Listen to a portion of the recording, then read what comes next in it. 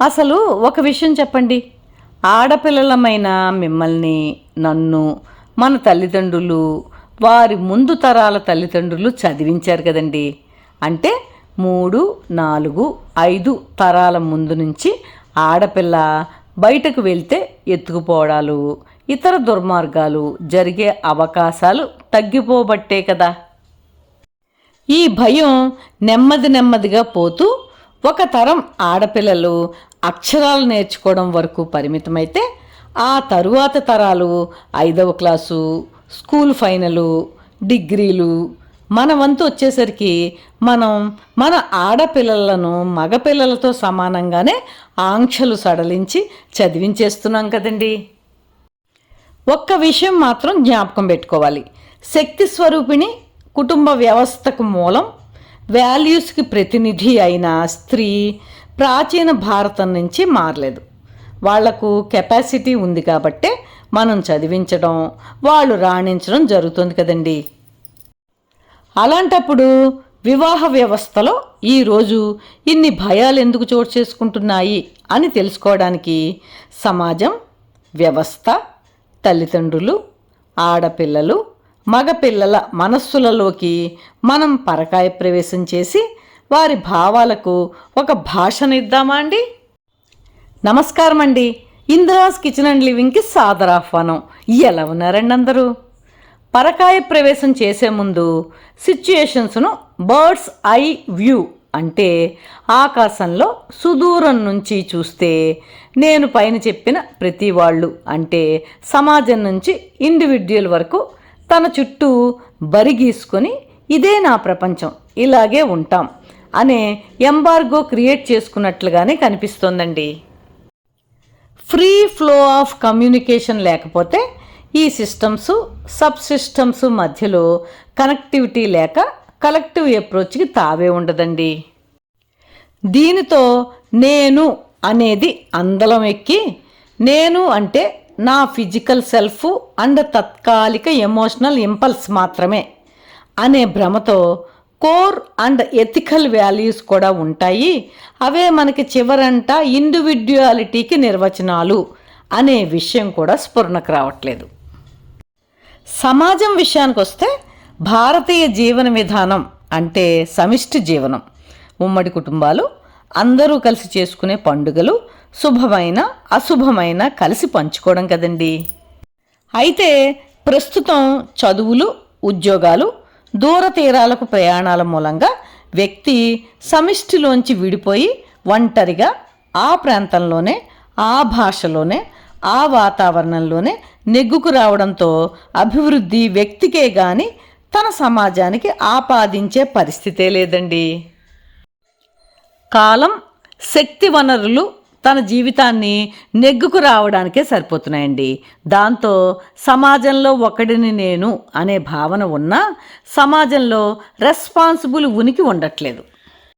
దాంతో నైతిక అధికారం సమాజం చేతిలోంచి జారిపోయింది. సమాజంలో పెద్దలు, గురువులు, ప్రాంతీయ ఆచారాల కట్టుబాట్లు సడలిపోయాయండి. ఎవరైనా పెద్దలు పూనుకొని చెప్తే చేసే పరిస్థితి లేక నువ్వెవరు చెప్పడానికి అనే స్థితిని ఎంచుకోవడం, దానికి తోడు ప్రతి దాంట్లోనూ రాజకీయవేత్తలు తలదూర్చి కులం, శాఖ, ఆడ, మగ అనే స్వార్థ విభజనతో సమాజానికి మనం అనే డెఫినిషనే మారిపోయిందండి. పర్యవసానం వ్యక్తులు, కుటుంబాలు సమాజంలో భాగమే అయినా ఒకరికి మరొకరితో పట్టని పరిస్థితి మనకు దాపురించింది. దీనికి తోడు రక్షణా వ్యవస్థలైన ప్రభుత్వము, న్యాయము కూడా సమాజంలో వ్యక్తిని విడదీసి వారే కేంద్ర బిందువులు అని వ్యవహరించడంతో సమాజం అంటే వెతుక్కోవలసిన పరిస్థితి.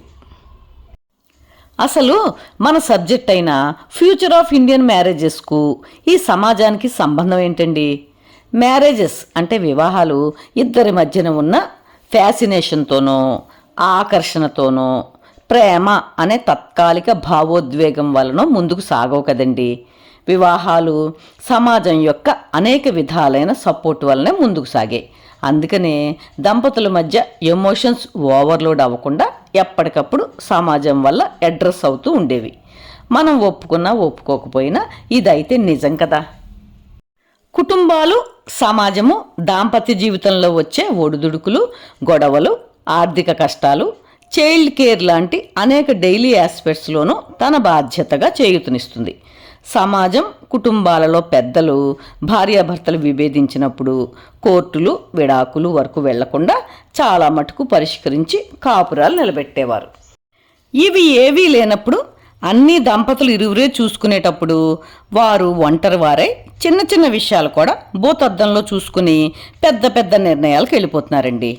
పర్యవసానంగా యువత పెళ్ళంటేనే భయం, విద్వేషాలకు లోనవుతున్నారు.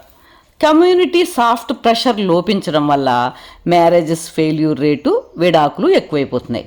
అయితే మనం ఈ పరిస్థితులను పూర్వకాలపు స్థితికి తీసుకెళ్ళలేం, కానీ మనం మన చుట్టూరా మన పర్యవేక్షణ కొరకు చిన్న చిన్న సమూహాలతో కనెక్టివిటీని పెంచుకొని మనమే కమ్యూనిటీలను ఏర్పరచుకొని ఎమోషనల్ అవుట్లెట్ అండ్ కాన్ఫ్లిక్ట్స్ రిజల్యూషన్స్కి స్కోప్ క్రియేట్ చేసుకోవచ్చు కదండి. పెద్దల విషయానికి వస్తే అపార్ట్మెంట్స్లోనూ, వీధిలోనూ ఫంక్షన్స్, భజనలు, పూజలు, వ్రతాలు లాంటివి కలిసి ఒకచోట చేసుకోవడం, కమ్యూనిటీలో వంటలు, ఫైన్ ఆర్ట్స్ స్కిల్స్ ఒకరికొకరు నేర్పించుకోవడం, ఆఫర్లీ, యాన్యువల్లీ ఫెయిర్స్ ఇతర కమ్యూనిటీస్తో ఏర్పాటు చేసుకోవడం లాంటివి విధిగా, బాధ్యతగా చేసుకుంటే నేను నుంచి మేము, మనం అనే స్థితికి ఉప సమాజాలు ఏర్పడి బహుళ ప్రయోజన సమాజం ఏర్పడే అవకాశం ఉందండి. నా నెక్స్ట్ వీడియోస్లో కుటుంబము, వ్యక్తులు అంటే ఆడ, మగ, పిల్లలలో పరకాయ ప్రవేశం చేసి ఈరోజు వివాహ వ్యవస్థ ఇలా ఉండడానికి కారణాలు, నివారణోపాయాలు తెలుసుకుందామా అండి. ఈ వీడియో కనుక మీకు నచ్చినట్లయితే లైకు, షేరు, కామెంటు చేయండి. సబ్స్క్రైబ్ చేసుకునే వారు ఉంటే సబ్స్క్రైబ్ చేసుకోండి. మీ లైక్స్ నాకు చాలా అమూల్యమండి. Thank you.